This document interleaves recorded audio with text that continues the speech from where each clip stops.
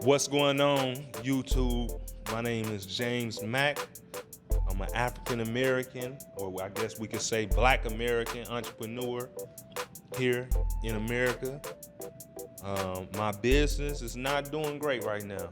You know, we're going through a financial struggle right now, and I thought it would be no better other time than right now to go ahead and make a YouTube video about why Black businesses are failing in the United States of America. Stay tuned. I'm gonna give you about 10 reasons why. And this is my belief.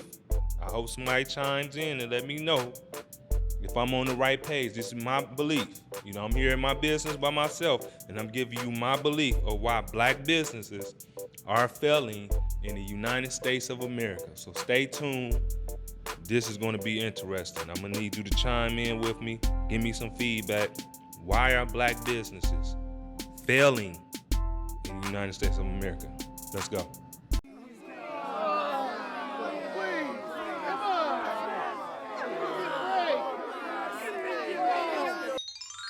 Number one reason why I believe Black businesses are having an extremely hard time in America with all the growth and everything we know about COVID and how that has destroyed businesses. And now we're getting ready to go into, you know, the recovery and this type of thing. So we need to bring some awareness to this issue right now because it's important, right? First thing, access to capital. Access to capital. In layman's terms, we need money. Okay, so you probably sitting back thinking right now, well, you could just go get a loan, you can go get a business, you can borrow from your family, you can do this, you can do that. Okay, let's go through some of those scenarios.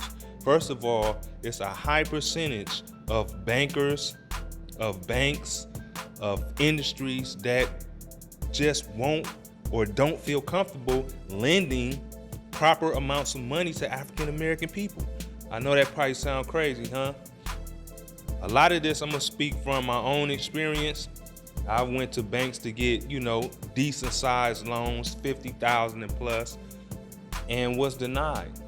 Have real estate, have very good credit, business, and everything, and there's really no substantial way except our numbers are not high enough, or what else have I heard? We just need to do some more business. Or I hear this all the time, we don't have enough equity in our properties, you know, to secure the loan. In order to run a successful business at high levels, you need money. And I'm not talking about 5,000 micro grants, 7,000, 10,000. I'm talking about $100,000 to $500,000 to be able to make big moves.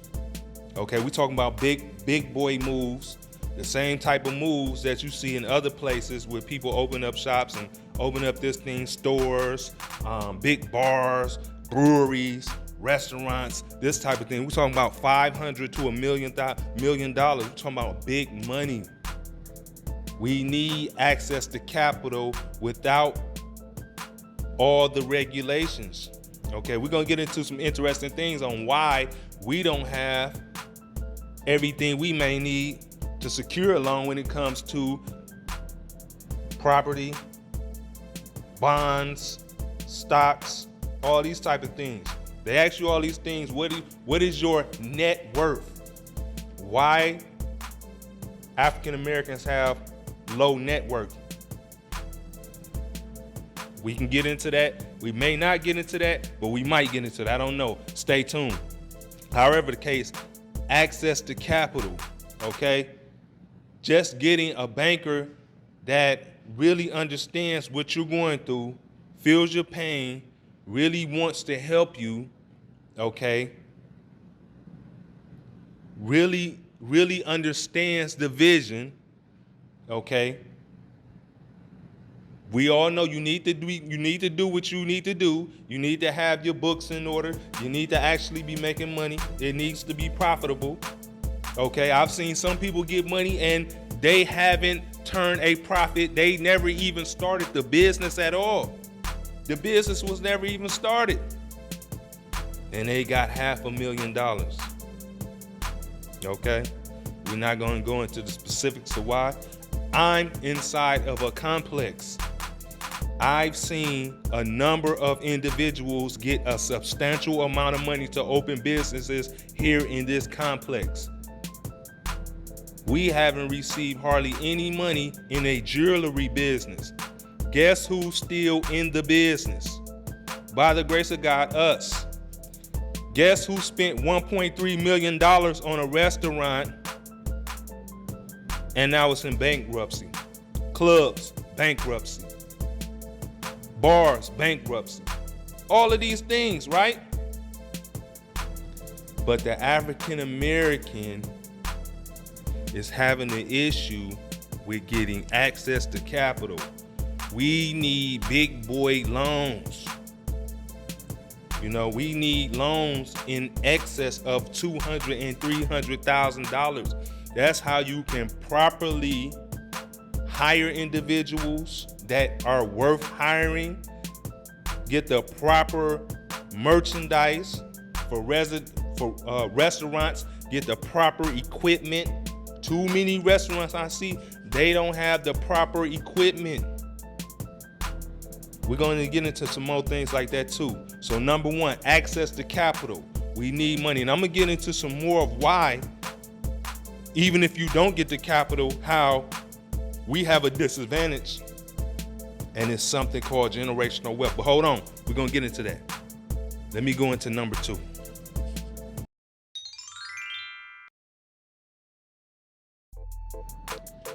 Okay, number two.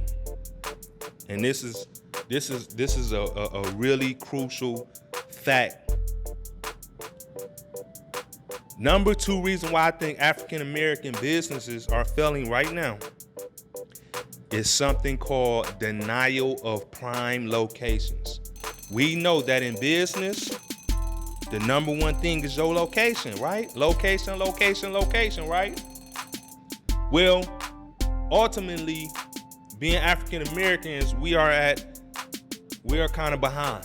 We're a little bit behind. We're gonna keep it real. We're a little bit behind. So we might need a little help, kind of like the Indians. They got a little bit of help. Now they got big casinos, it may not all work out for them, but they got a little bit of help. Sometimes you need to help erase out a little bit. These prime locations, I'm gonna speak from some personal experience right now. The corona has reduced our business, our jewelry business, down to about 80% loss. So 80% of our business is gone. And we've been sitting like that. We have been sitting like that in that state for about a year. Okay? The PPP is a joke. That's a joke. I feel like it was set up so greedy people can get in trouble. That's gonna make more slaves, I'm not even gonna get into that right now. However the case may be. The second round, if you don't have any employees because you couldn't afford them, then you get low money. Well, how can you plan for the future? And then if you plan for the future, they're gonna take forever to get back to you. That's a whole nother story. We're gonna get into, I'm not even gonna get into that right now. However the case may be. So searching for ideal locations for the future when things do come back around, okay, stuff, starts to take back off, you want to be in a prime location. So if people have been evicted or places have went out of business, then now is the time to seek new places, okay? And also just in general. I see racism as a key factor in why African Americans do not get prime locations, and I'm gonna tell you why. In some cities, like the city where I'm at now, they have 3 or 4 older white gentlemen that run the retail market, okay? The real estate market for commercial.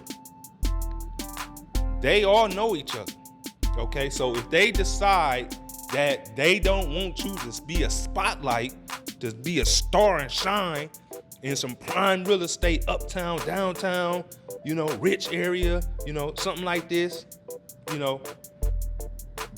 If you can afford it, okay? We're not asking for no handouts when it comes to prime real estate, okay? We're talking about if you can afford it, okay? We need access to that. We have an opportunity to be like a big boy jewelry store just as well, but location is key. If one location is bad, then you need to open another location, period. If I don't know what I'm talking about, leave a comment below, okay? Location, right? I've seen where they have gentrified communities in my community here in this city, dislocated African-American business that I wouldn't necessarily say was thriving, but they were in business, fixed those old dilapidated buildings, and now all of a sudden you have white businesses in those areas now. Now they have access to the new prime real estate because they're gentrifying the neighborhood. Okay? So that is another reason why African American businesses are not succeeding, is because we are not getting a fair crack or a fair shake at prime real estate. I've searched around and they'll play games with me. They think I'm stupid. They'll give me a number that's incredibly high, $50 or $60 per square foot plus CAM. These numbers are ridiculous. Lady told me for a 2,000 square foot space, she wanted $14,000 per month. In 2021, after the epidemic, or still during the epidemic. For a new business that's relocating, I'll give you 3 or 4 months. You out of there. Huh? $14,000 a month? Really? We don't have a fair shake because, and I'm not turning this into a hate video. I'm not turning this into a blame you video. I'm just telling the facts of an entrepreneur. I'm here at my business and I have to give it to you. It's empty right now. We're open right now. Business is that slow. So I decided, you know what? I need to come out and tell the people what I feel from an entrepreneurial perspective of why African-American businesses are not succeeding. And don't get it twisted. There is a lot of African-American businesses that are succeeding. Shouts out to all those that have found prime real estate, that have found the proper connections. You know, it's nothing wrong with that. We're looking at the sheer volumes and the sheer percentages of African-Americans. I'm gonna go on to my next. I could spend a whole lot of time on that, but the moral of the story is prime real estate. Go around your city in the big swanky areas, in the south ends and the north ends, in the new little areas, and see how many African Americans are getting a prime spot, a show spot, okay? Prime spot. That's something to think about.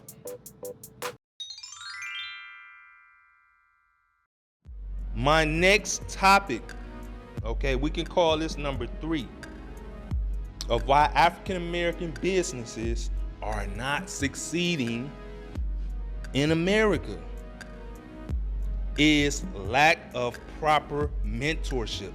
Okay, this is I want you to take a seat. This is going to be real right here. This is real. Lack of proper mentorship. You say, J Mack, hold up, what are you talking about? Let me tell you what I'm talking about. Okay, there are a number of successful African Americans in America, period, point blank, right? There's no doubt about it. There's a number of them, okay? I know quite a few here in the downtown area of this city where I'm at, okay? I've met them, successful. You know, I'm not gonna really drop too many names, but I'm gonna just say big boy athletes, big boy businessmen. They knew who I am. You know, with the Hornets and with the Bank of America and with this and that. You know, big boy lawyers, big boy doctors, okay? Big businessmen, right? However the case may be, these brothers, I feel, are one or two things. Scared to mentor a brother because they are scared to let you know the inner workings or let you know about them on a personal level. I can understand that to a certain extent, right? Cool. All right.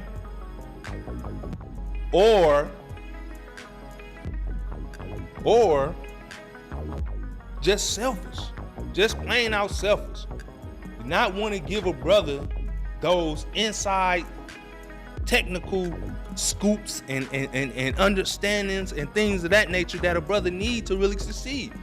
A young brother like myself, I need a mentor, not just a regular mentor. I need a super mentor, somebody that's dealt with millions of dollars, hundreds of thousands of dollars, hundreds of employees, hundreds of thousands of employees, so I can learn those crucial skills, money management skills, people management skills, all these type of things that's going to allow me to move to the next level in the jewelry business or whatever business that I move on to next or whatever business you move on to next. So many times I see people afraid to let a brother in. And I can understand it because it's something I'm gonna talk about in just a few seconds called trust. And I can understand that. You know, with all the crime that goes on in our community, sometimes it's hard to trust a brother. You don't know what's his intentions and things like that, you know, and it could be a class thing, you know. If a rich person over here and a brother over here struggling, you don't really want to bring that brother over here because he's not on the same level as you. However, we need to stop that because in other communities, in other social sectors, I see guys pulling up guys from the bottom. They may not be where they are at now, but they may be rich driving a Ferrari. They may tell that, hey, come on out with me. Let me show you a good time. While he's showing them a good time, he's gaming them up. He's putting, you know, good knowledge in his ear. This is what you need to do. You need to do that. You need to stop doing that. You need to let her go. You need to pick him up. You need to go to the bank and ask him for this. You need to go over here. Well, call this guy and tell him I sent you. That's what we need. We need to stop materializing the guy that sells drugs, which I can completely understand that. I understand it. But and the rappers, you know, we need to start materializing the young brothers that's out here doing business. And you know, at the end of the day, it starts with me. You know, it starts me making these videos right here because, hey, if I'm sitting here like I've been sitting here for years doing business and nobody knows my struggles, nobody knows what's really going on from an African-American jeweler perspective or just a businessman in general. I've had many stories that you don't know, and I can't tell you the struggles, but I really can get on this internet and tell you the struggles. And somebody out there is gonna feel my struggle, my pain. Not pity, but pain. And that's what makes us stronger to keep going.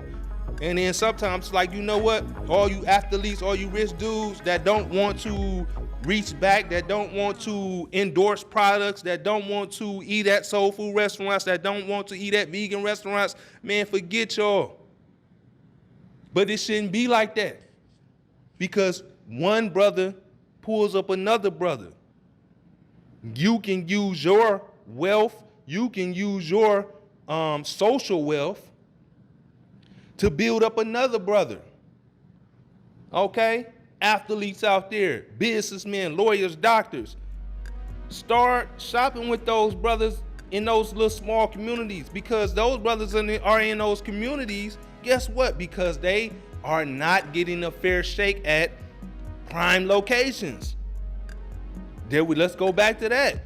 Them brothers not getting a shake at prime locations because if they was in a prime location, in a good shot, in a good spot, you know what I mean, somewhere downtown, uptown, you know, then you probably would, you know, embrace them just a little bit more. But those guys found the cheap rent in the dangerous spots and they grinding it out. I started the same way, and here we go. We still need prime locations. This once was a prime location, but I fought for it. The first thing they offered me here was a spot outside in a kiosk selling jewelry outside in the middle of the corridor. Guess what I did? I took it. I took it because I knew that it was a shot. Okay, it was a shot at it. It was in a prime location. Okay, I don't care how small it was. I could pack it up with jewelry, and that's what we did. We packed it down with jewelry. You know, and we just prayed to God. And then we had security here. We still got security here, so that was a blessing. Okay, and we kept grinding, and sooner or later fighting, telling them, not physically fighting, but fighting for my rights to have a shot at a prime location. Okay, a prime location.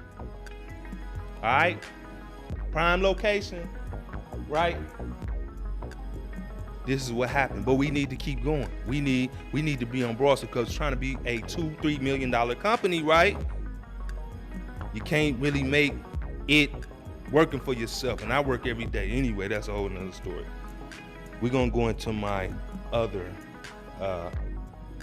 situation.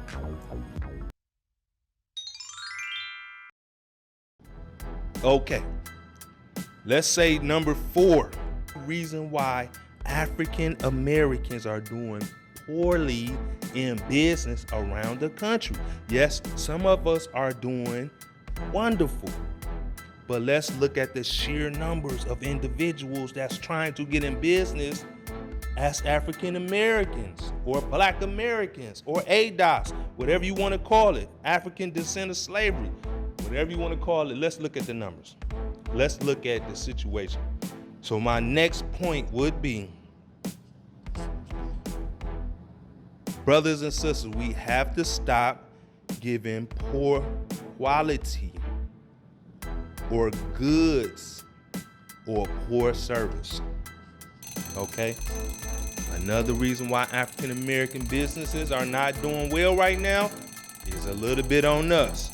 Poor service. All right, and I'm gonna get into the poor quality of goods as well on the retail side. Let's talk about the restaurant side for a second, and services side, barbershops, stores, you know, all this type of thing, right?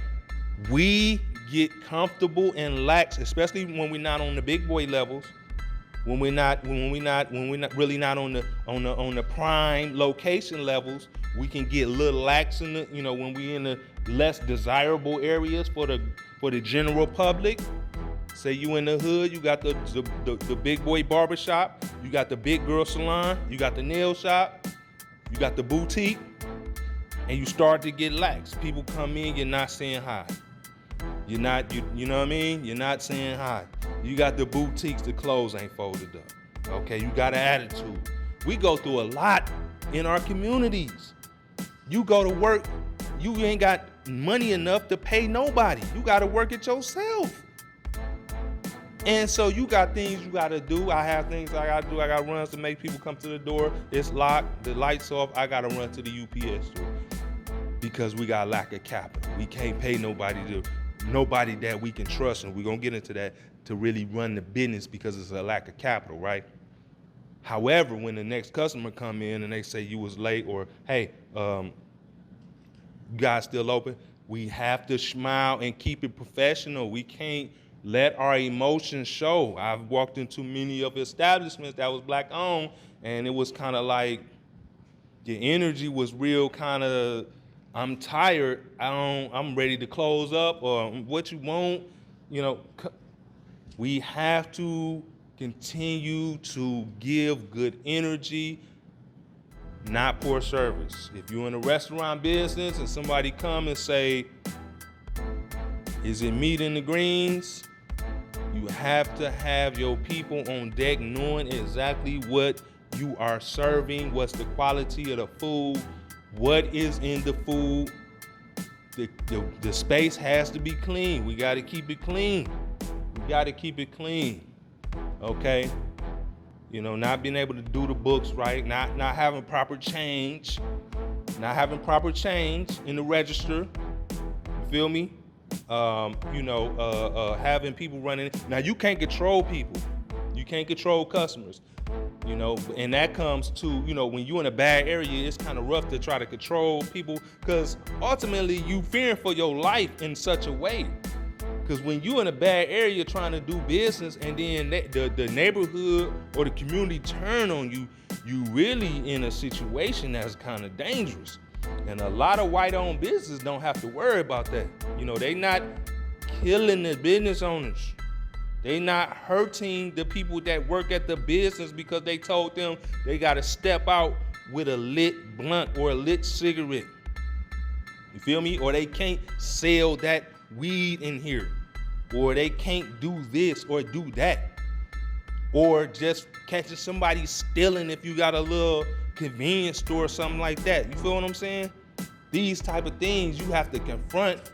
And as a business owner, somebody know you the business owner, then it turns into a whole nother situation.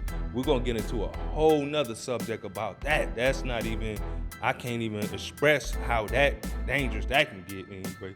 But poor service.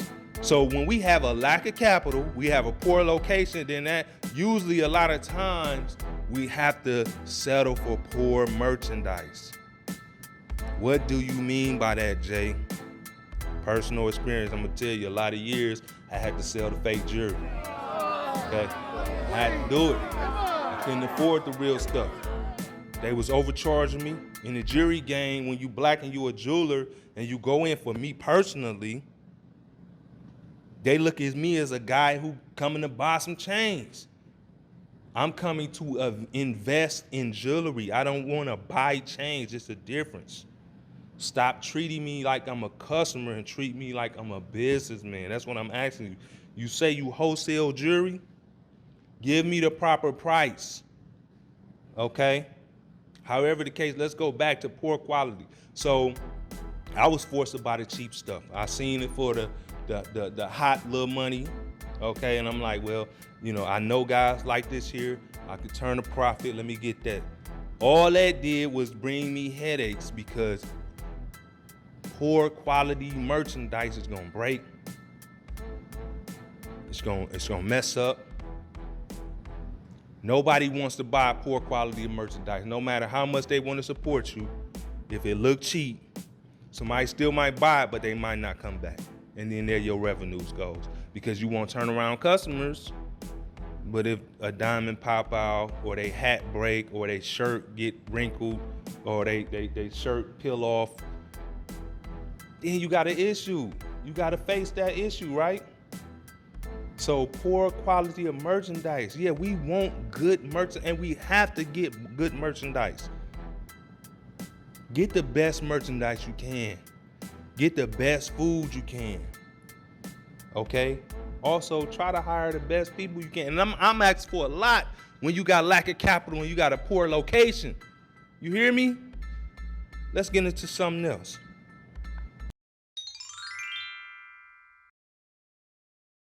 The next reason why I think African American businesses are failing in the United States of America is something that's not so simple, but it seems simple. Generational wealth, people. That's right, generational wealth. I know you like, man, what does generational wealth have to do with why businesses, black businesses, is failing in the United States of America? Check this out. When you have family members, okay, that have access to capital, retirement, mutual funds, dividends, real estate, just money saved up in general, then for a young guy that may not have any collateral or things of that nature, now you can ask your granddad or your grandmom, your auntie, your uncle, your mom, your dad. We hear so many times, my dad loaned me the money to start the business. My mom gave me the money. My granddad died and left us some money. My this, that, and the other, right? And then I know a lot of people that really take it from there, okay? Okay, now they off and running. You know, they left them some money, you know what I mean? Now they can do what they, or dad or granddad shot them $50,000 to get the business started. You know what I mean? Said, you know, pay it back or don't pay it back, either one. You know what I mean? But however the case may be, they was able to access capital to start the business properly because they had somebody in the family with some money. And they didn't have to worry about the bank. So even if they did go to the bank and got denied, and then get a fair shake. Well, now guess what? One of the parents or one of the family friend can step up to the plate, right? In the African American community, we don't have a lot of generational wealth. You know, people getting into car accidents and things of that nature, and they think that's generational wealth. That's not generational wealth. That's not how we need to come up. We don't have, a lot of times, our grandfathers and our grandmothers is poor. They living with us a lot of times. Our mom and our dad is poor. They living with us. We living with them. They living in poverty. You know what I mean? They don't have any retirements because they never had a good job. They don't have any education. They don't know nothing about stocks and bonds, dividends, none of that type of stuff is coming in. So when you like somebody like myself who gets denied from a big boy bank loan, $200,000 or $300,000 to do something big, a proper amount to handle your business, you don't have nobody in your family that has access to that type of paper, that type of money. What do you do? So that's what I'm saying when I say generational wealth. You know, nobody can get a loan on the house. If people getting loans on the house in our community, a lot of times to get somebody out of jail. And that's unfortunate. And that's where we coming from in our communities. You have to understand this. So when people, you know, when they say, you know, it's you all you gotta do is this, all you gotta do is that. No, it's just not that easy. It's a long series of things, okay, that is leading up to why African American businesses are not doing well in America, okay?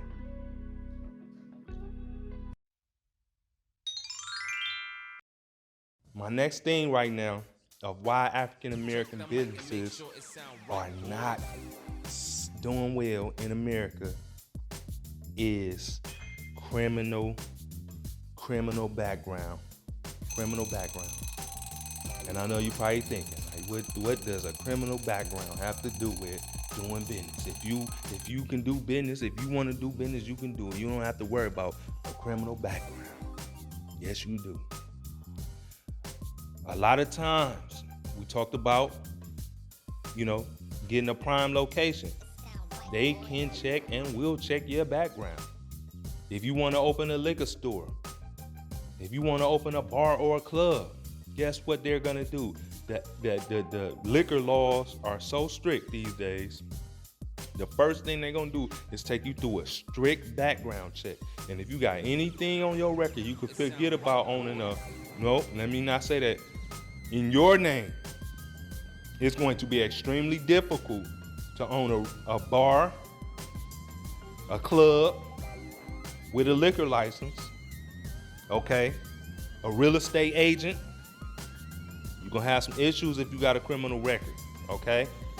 You're gonna have to go about it another type of way. Trust me, I know. And it's a number of things. You're not gonna be able to do nothing with no money, no financial institutions. Forget about that, okay? You might not be able to do nothing in the medical industry, all right? As a sole proprietor or with your name under the business, you might not be able to do none of that because they're going to check your name. Marijuana industry with a background, forget about it. Anything is possible, okay? So that would be my next thing, criminal backgrounds. Try to keep your name as clean as possible. And if you do have issues with, criminal background, then you have to partner with somebody with a clean slate in order for you to do business. And that's possible, you know what I mean? Don't worry about it. It can be handled.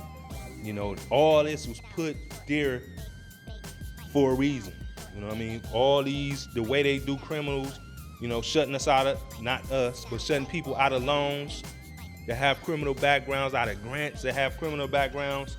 Maybe you want to, do you know how hard it is to have a criminal background and then go try to get a job? You sometimes forced to do a business. And then doing a business, they try to make it to where they want to force you out.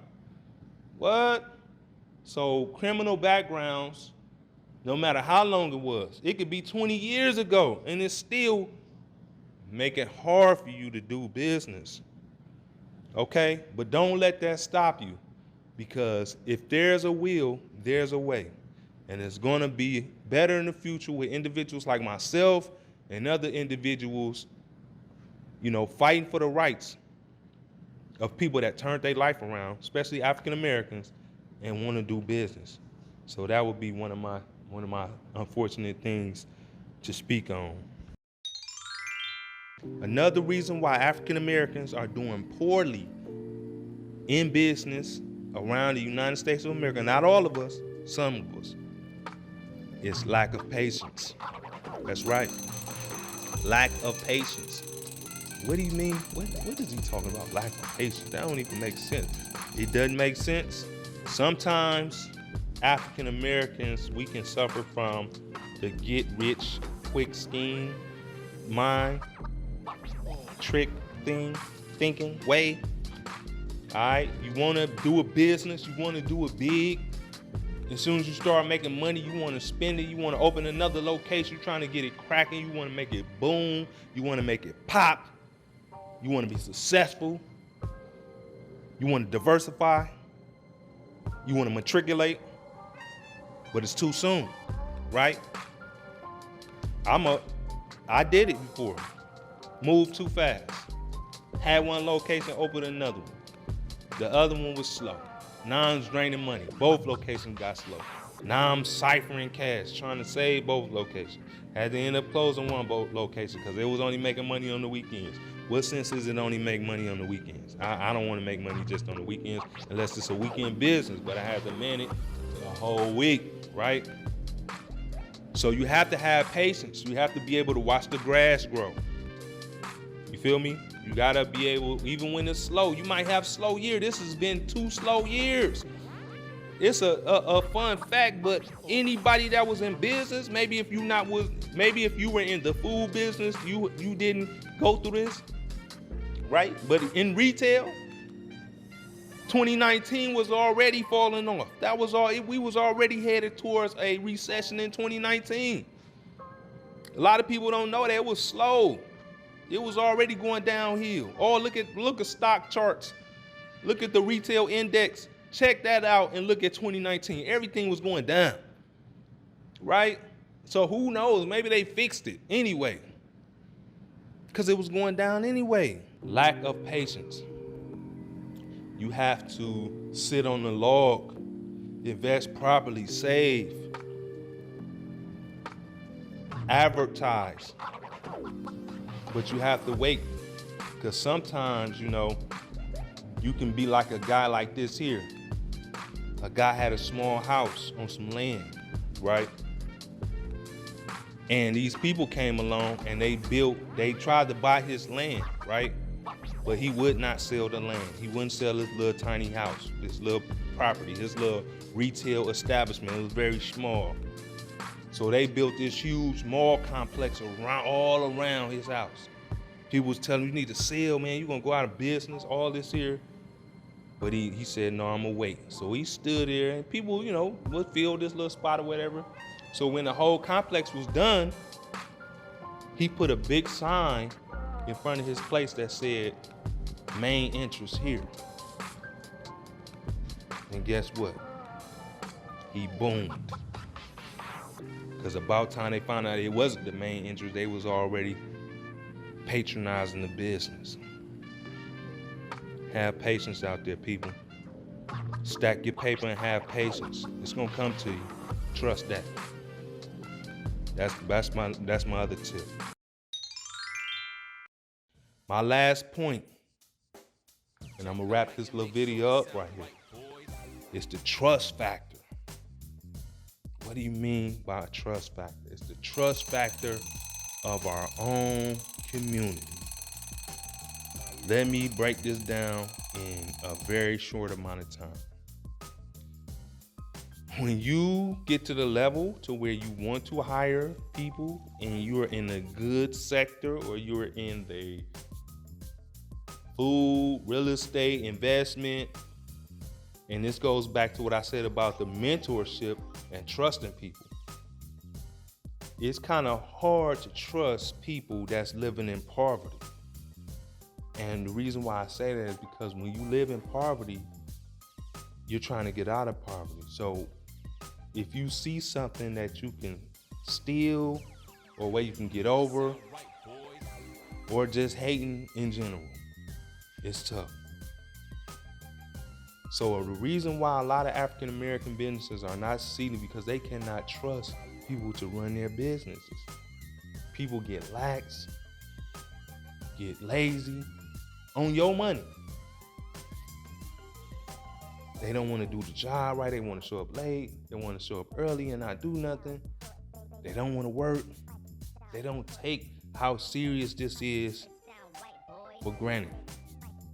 And then you find something stolen. I've a number of times and I hired people from my own community and I've been robbed. Things have been stolen. People have broken in, and it's sad. You know, it almost brings a tear to my eye because you work so hard for this stuff and you want to hire people from your own community. You want to give them a chance, but can you trust them? Can you trust them? Because then you have to get into something else, or somebody steal something or something like that. Now what? Now you forced with a situation where you gotta either call the police and press charges or handle it yourself or put it up in God's hands. Which one you want to do, that's up to you. But hopefully things get better with that because we need to stop breaking down our own African American businesses. And I'm gonna close with that one. That is a number of reasons why African Americans are not really succeeding in our business. We here in our business at Epic Times Jewelry Store, located in the epicenter, and we are not doing that well right now. All right, but by God's grace, things are about to turn around. You feel me? And we are looking for prime retail, real estate. Okay, prime retail. We want to be high up on the list too. We want to ball just like y'all. In order to do that, we need prime real estate. Prime locations where all the traffic is, where the tourists are, where the things is. And we are African American. We can handle business at high levels. All of us, we can handle business at high levels. So if you want more info on that, if you need a mentor, if I can trust you, subscribe, send me a message. You can go to my Instagram, Epic Times Jewelry Store. Reach out to me. Leave something in the comment below. I just wanted to go ahead and do this little video right here before I tag up the rest of this merchandise, put it out. It's tax season. We gotta try to get this money. If you need merchandise, if you need anything, I'm not with the scams, gold, silver, diamonds. If you need something custom chain made, give me a shot. I'm gonna give you the best price reasonable. We may not be the best in the business at this moment, and as far as like, you know, just from A to Z, but I tell you one thing, we the most honest, okay? And we're gonna give you the fairest price, you know what I mean? And you're gonna be able to come back if something wrong. So give African Americans a shot. Give your brother a shot.